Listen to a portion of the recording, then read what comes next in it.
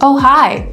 I bet you're wondering why I'm putting on lipstick. Well, I'll tell you why. Because today we're going to kiss those mixing wood worries goodbye, once and for all.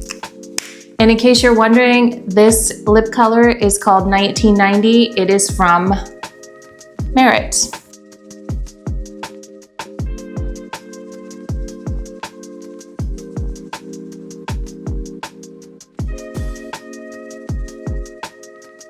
Hey babe, welcome back. If you are new here, I'm Christina DiStefano. This is a series that I like to call the KISS series, which KISS is Keep It Simple, Sweetheart. I think it sounds nicer. We break down in clean, clear, and easy steps how you can kiss your worries goodbye when it comes to interior design. This week, we are getting into mixing woods, which has come up a lot. So I'm really happy to dive into this one so we can kiss those worries goodbye once and for all. Now let's get into it.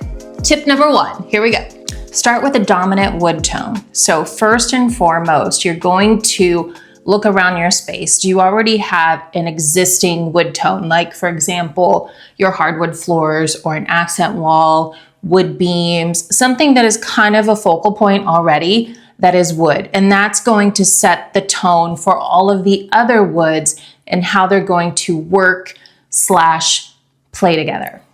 This is going to be the base that you're going to kind of build or design around. Pay attention to the undertones of the wood. So wood can be warm, it can be cool, or it can be neutral. So warm is going to be like something that is like, imagine a spectrum that leans over towards like the red or the orange side of the spectrum, where cool is going to be on the opposite end. It's going to have a more like a blue tone to it.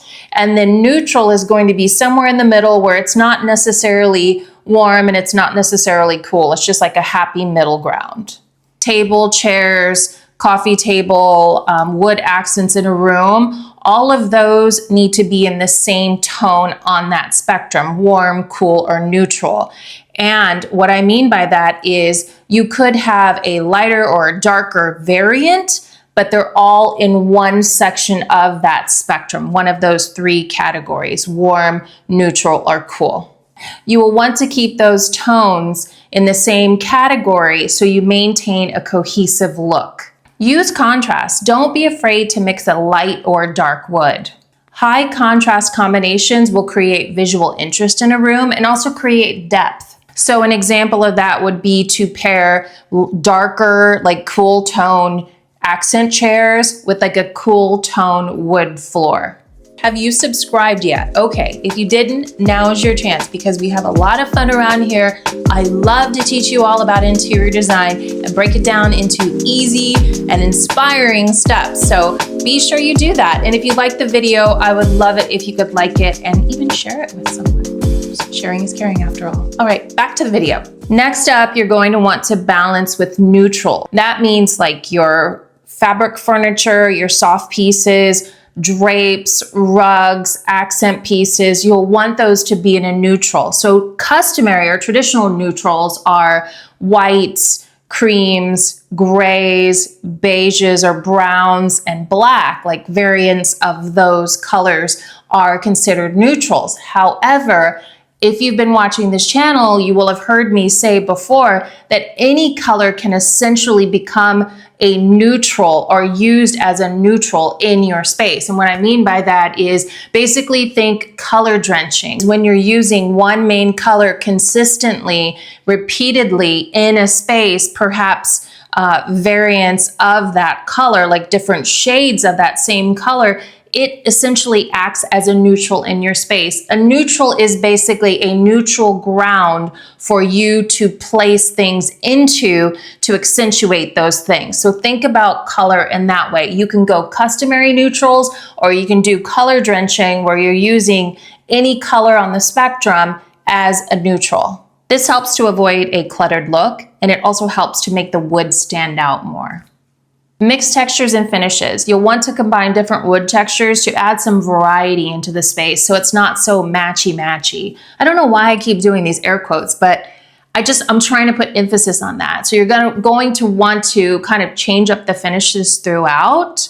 keeping in mind all of the other rules or tips that were mentioned beforehand, but mixing the textures will create some variety and it keeps everything from looking so matchy-matchy. For example, you could mix a smooth wood table, so it has a smoother finish, with a more rustic, sort of weathered looking chair. As long as they're in the same tones, you'll want to do this mixing the texture so that you add variety. So keep all the other tips in mind when you come to this, so that way you create a cohesive look, yet with a lot of variety. So using small wood accessories can actually help tie in those larger varied pieces together and bring cohesiveness into the room. Like say, for example, vessels, vases, trays, sculptures, picture frames, lamps with wood accents. Those can help tie in the existing wood furniture pieces and create that cohesive look. If your wood tones vary widely, then you'll want to create continuity in the space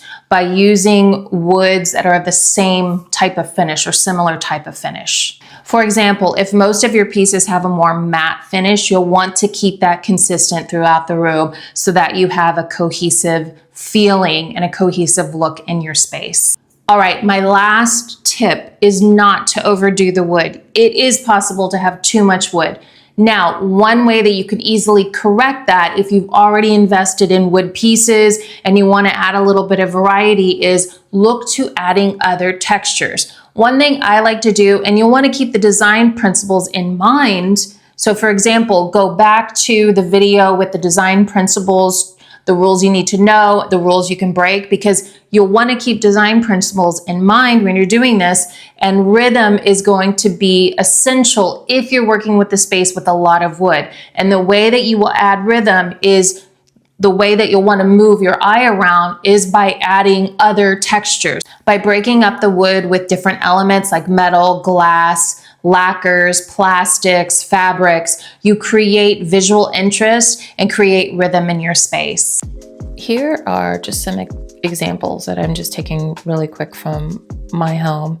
We've got this table here. So everything in our kitchen and throughout our home, it's all mixed and match wood. So the surface of this table is a little, I don't want to say shiny, but it's a little more sleek. You can kind of see the light reflecting off of it from this angle. And then our chairs have a more matte finish. And you can see that the table is a little more brown. It's a little warmer than the chairs, but everything in this room has a warm tone. And that was dictated by our floors, which are very warm. It's kind of got an orange tint. These are the original floors from the 50s. You can see there's a lot of damage on them, but we just decided to leave them as is because we kind of like the wabi-sabi effect. Also, there's a rustic stool here too, also warm tones, and another rustic table. This is the table I got last week from the thrift store, but you can see the warm tones in this piece. And then when you look at the other furniture in our living room, you can see this is a dark ebony wood, but it still has a warm undertone. And then our media console also shares that same warm tone. I don't know why I keep saying undertone, but same tone. Then we complement it with lighter versions of this same warm tone. And this is what I mean by tying things together. This ties in a rustic element, as does the basket. So we're mixing, you know, like rustic, unpolished pieces with pieces that are polished, but all within those same tones. So we're really carrying that warm wood tone throughout our home. All right, have you kissed your wood mixing worries goodbye? I sure hope so. Do you have some more tips? Did I leave anything out? Be sure to leave them in the comments because we can all benefit from any additional ideas you may have. And on that note, I want to say sending you so much love from New York. Mwah!